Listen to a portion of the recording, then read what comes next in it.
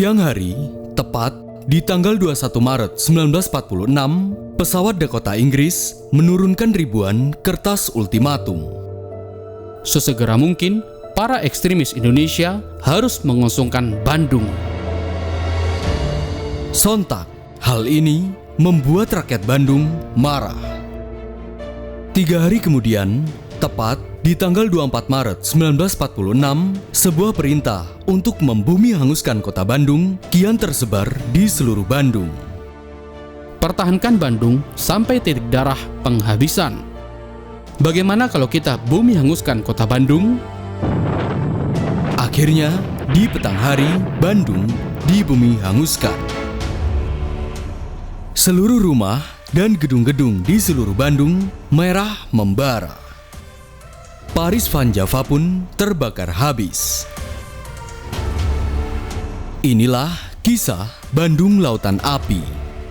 Mengapa Bandung harus dibumi hanguskan?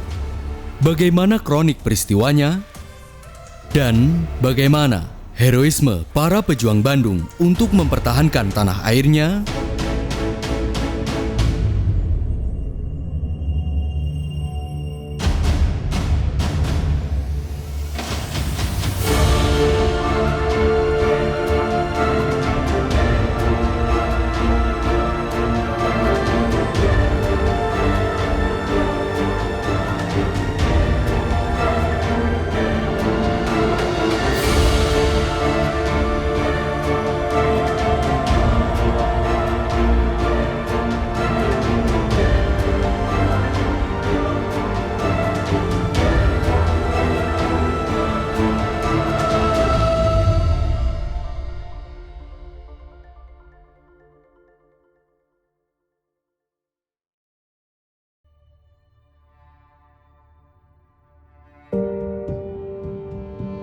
Bandung, yang terletak di Pulau Jawa bagian barat, dikenal sebagai Kota Kembang. Sebagai Paris di Jawa, Bandung juga dijuluki sebagai Paris Van Java, karena arena nuansa Paris khas Eropa yang modern, dengan gedung-gedung dan tempat-tempat yang mewah yang dikelilingi oleh para turis. Bak surga para penghuninya. Dalam perjalanannya, Bandung memiliki sejarah yang panjang. Sejak abad ke-17, Bandung berada di bawah kekuasaan Kesultanan Islam Mataram, kemudian VOC, dan kemudian di bawah kekuasaan pemerintah Hindia Belanda. Berbagai pembangunan pun dilakukan hingga Bandung dijuluki sebagai Paris Van Java. Namun, sayangnya, rakyat pribumi Bandung harus menderita. Gubernur Jenderal Herman Willem Daendels memaksa rakyat pribumi untuk bekerja siang dan malam untuk membangun Jalan Anyer Penarukan, Jalan Raya Pos, dan berbagai jembatan di Bandung. Bukannya penderitaan berakhir.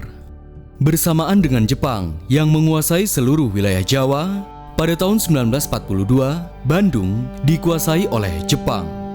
Sejak saat itu, era penjajahan Jepang pun dimulai. Tak jauh berbeda dengan Belanda. Jepang memaksa orang-orang Bandung untuk kerja paksa atau romusa demi membangun infrastruktur hingga membangun pabrik yang memproduksi senjata untuk kepentingan perang Jepang.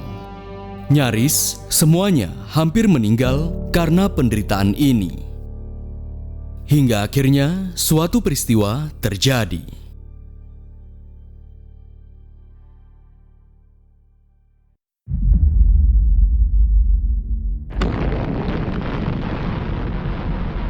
'45, Amerika menjatuhkan bom atom di Jepang, baik di Hiroshima maupun di Nagasaki.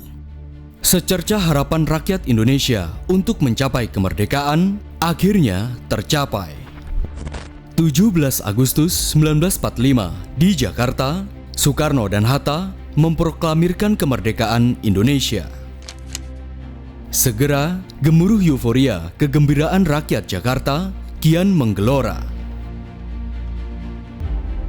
Melalui siaran radio, kabar mengenai proklamasi Indonesia pun akhirnya disiarkan ke seluruh Indonesia, termasuk di Bandung. Sontak, sorak-sorai rakyat Bandung kian menggema di seluruh Bandung. Segera, pada tanggal 24 Agustus 1945, para mantan tentara peta di Bandung membentuk Badan Keamanan Rakyat atau BKR Keresidenan Priangan. Para pemuda mulai berbondong-bondong mendaftarkan diri mereka ke markas BKR di Jalan Kepatihan Bandung dan Jalan Pasir Kaliki, Bandung. Mereka sedang bersiap siaga ketika ancaman akan datang di kemudian hari. Bukan hanya satuan BKR, puluhan milisi dan laskar juga mempersiapkan diri untuk siaga. Dengan senjata yang seadanya, seperti golok, bambu runcing, hingga senapan angin, mereka bersiap siaga menunggu. Tugas mereka hanya satu, yakni mempertahankan kemerdekaan Indonesia. Mereka bersiap diri kemungkinan ancaman dari tentara asing, baik dari Jepang, Belanda, bahkan juga Inggris. Memang Indonesia telah merdeka, tapi kami tidak akan pernah tahu ancaman akan segera datang. Dan hal ini tidak boleh terjadi. Ratusan tahun kami dijajah. Kami tidak akan menyia-nyiakan kesempatan ini untuk mempertahankan kemerdekaan, meski dengan mengorbankan nyawa sekalipun. Ternyata memang benar, ancaman itu datang. Beberapa pekan setelah itu, seluruh pasukan sekutu yang tergabung dalam Allied Force Netherlands East Indies atau AFNI datang ke Indonesia untuk melucuti tentara Jepang sebagai pihak yang kalah dalam Perang Dunia Kedua. Namun, ternyata mereka diboncengi oleh tentara Belanda yang tergabung dalam NICA atau Netherlands Indies Civil Administration demi kepentingannya untuk menjajah kembali Indonesia. Hal ini juga terjadi di Bandung.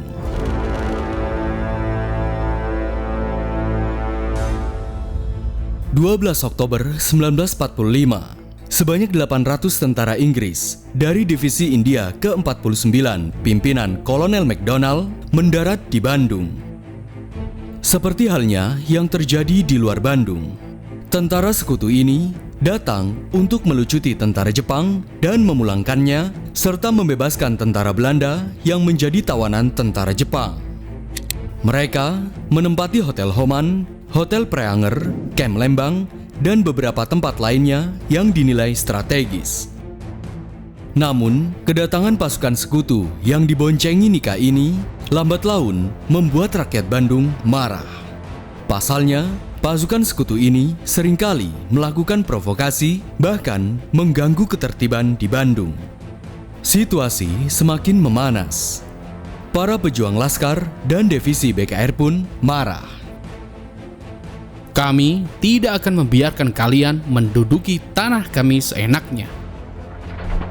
Akhirnya, pada tanggal 24 November 1945 malam hari, ribuan pasukan BKR dan laskar menyerang Hotel Homan, Hotel Preanger, dan markas-markas sekutu lainnya secara serentak. Tidak jelas berapa yang terluka dan yang tewas. Yang pasti, hal ini membuat Komandan Sekutu, Kolonel MacDonald, marah. Akhirnya, pada tanggal 27 November 1945, Kolonel MacDonald memberikan ultimatum kepada rakyat Bandung. Pertama, tentara sekutu akan menembak seluruh rakyat Indonesia di Bandung yang kedapatan membawa senjata. Kedua, semua orang Indonesia yang berada di perbatasan serta yang berada dalam jarak 200 meter dari pos-pos sekutu akan ditembak mati. Dan yang ketiga, seluruh warga Bandung yang berada di utara Bandung yang dibatasi jalan rel kereta api agar mengungsi ke selatan.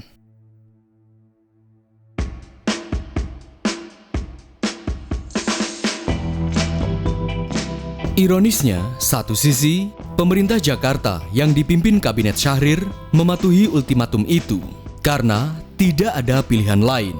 Namun, di sisi lain, baik sekutu maupun Belanda tidak mematuhi ultimatum itu sendiri. Pasalnya, masih banyak markas-markas sekutu di selatan Bandung.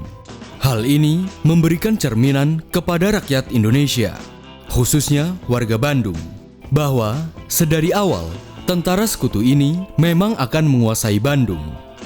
Hal ini memicu bentrokan senjata. Pertempuran sporadis pun terjadi berhari-hari. Pada bulan Februari 1946 misalnya, lusinan tembakan mortir Tentara Republik kian menghujani Bandung Selatan dan markas sekutu.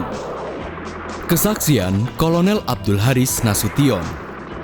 Pertempuran itu berlangsung sengit secara serampangan tanpa alat pembidik dan kompas, sehingga tembakan-tembakan itu menyasar rumah-rumah warga sipil dan markas sekutu dan kamp interniran. Hal ini menimbulkan orang yang tewas tidak sedikit. Segera setelah itu, Inggris membalasnya dengan serangan mortir dan artileri dari utara Bandung. Sebanyak 50 pejuang Republik tewas. Menariknya, yang berjuang bukan hanya para laskar dan barisan keamanan Republik. Seluruh rakyat Bandung, baik dari kalangan pedagang pasar hingga pedagang asongan, turut memboikot pembeli dari sekutu. Hal ini tentunya membuat tentara sekutu kesulitan memperoleh logistik dan makanan. Mau tidak mau, sekutu mengirim logistiknya dari Jakarta. Namun, apa yang terjadi? Dalam konvoi logistik itu, seringkali konvoi itu diserang oleh para pejuang Indonesia di sepanjang rute Cigombong, Bogor, sampai dengan Ciranjang, Cianjur. Salah satu serangan besar itu terjadi di Bojong Kokosan oleh para pejuang Sukabumi dari sejak bulan Desember 1945. Serangan penyergapan ini menewaskan setidaknya 50 tentara Inggris dan melukai lebih dari 100 tentara Inggris. Lantas, apa yang dilakukan pemerintah Jakarta? Dan sejak kapan Paris Van Java itu menjadi lautan api?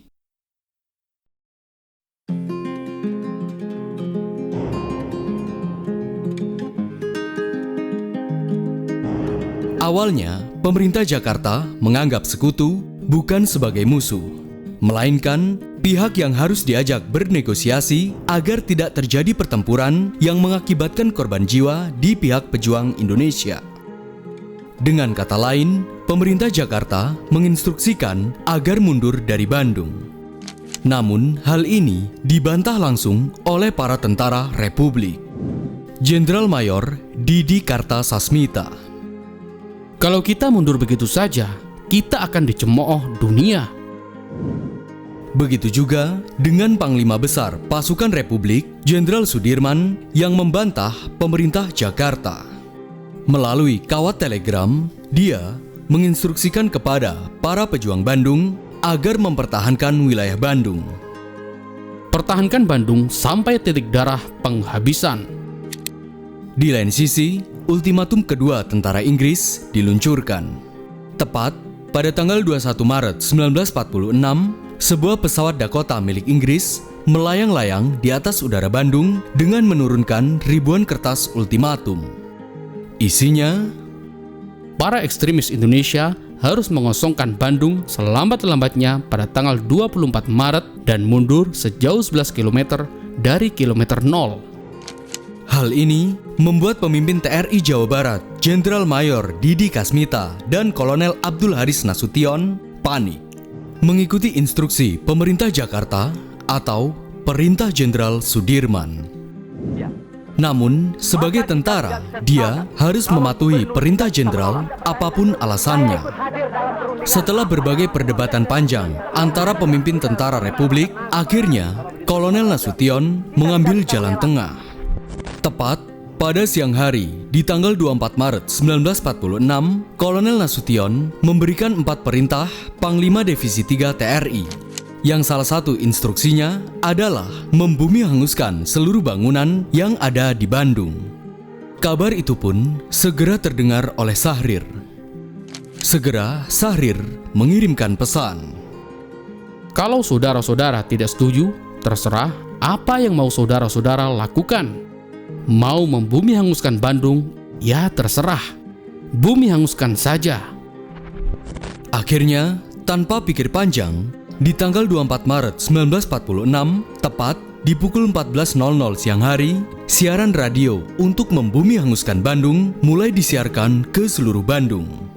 Demi perjuangan kita mengusir dan melawan para penjajah sekutu itu, kepada seluruh warga Bandung, harap meninggalkan kota Bandung sebelum petang hari. Bandung Utara harus kita kosongkan.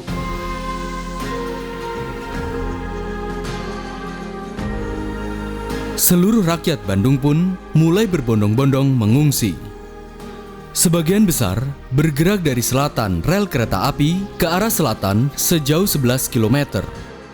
Bumi hangus Bandung pun dimulai.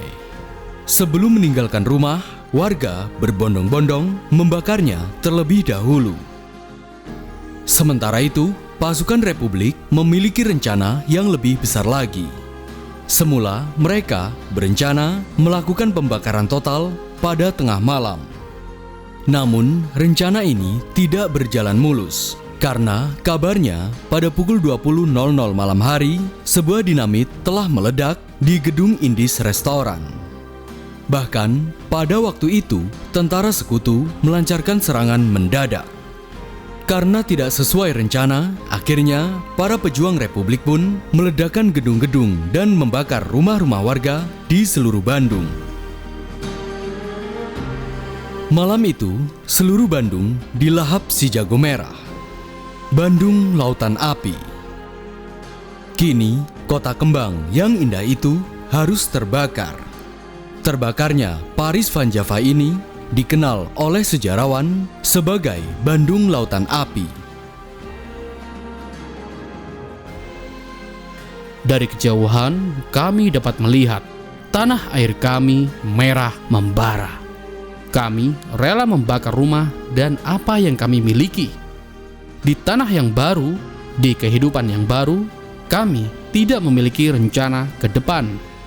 Yang pasti, dengan ini kami telah berjuang mengorbankan apa yang telah kami miliki untuk berjuang melawan penjajah. Lagu Halo Halo Bandung dinyanyikan bersama untuk menggugah semangat meninggalkan tanah air, memberi semangat kepada dirinya, juga kepada para pejuang Republik. Segera, tak lama setelah Bandung terbakar, esok harinya, 25 Maret 1946, para pejuang melancarkan serangan gerilya.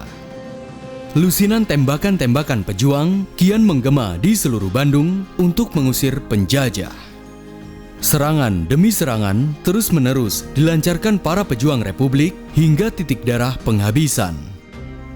Salah satu perjuangan heroik ini dilakukan oleh pria berusia 19 tahun, Muhammad Toha, Komandan Milisi Barisan Banteng Rakyat Indonesia.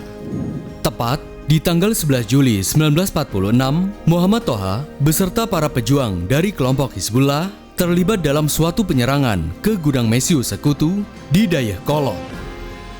Namun, saat menjalankan misi, Toha tertembak. Dan agar tidak membebani rekannya, dia menggunakan granat untuk meledakkan dirinya beserta gudang mesiu tersebut. Gudang mesiu itu pun beserta Muhammad Toha meledak.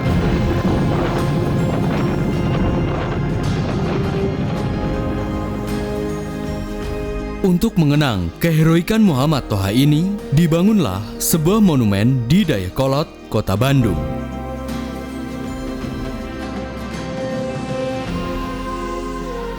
Dari seluruh rangkaian peristiwa ini, meski kemudian Belanda benar-benar terusir dari Indonesia pada tahun 1949, tanpa keheroikan rangkaian peristiwa ini, kemerdekaan Indonesia tidak dapat dipertahankan. Perjuangan peristiwa Bandung Lautan Api ini tidak hanya perjuangan sekelompok orang saja yang berperan, tapi juga seluruh warga Bandung yang merelakan tanah airnya dan seluruh yang dimilikinya demi mengusir penjajah.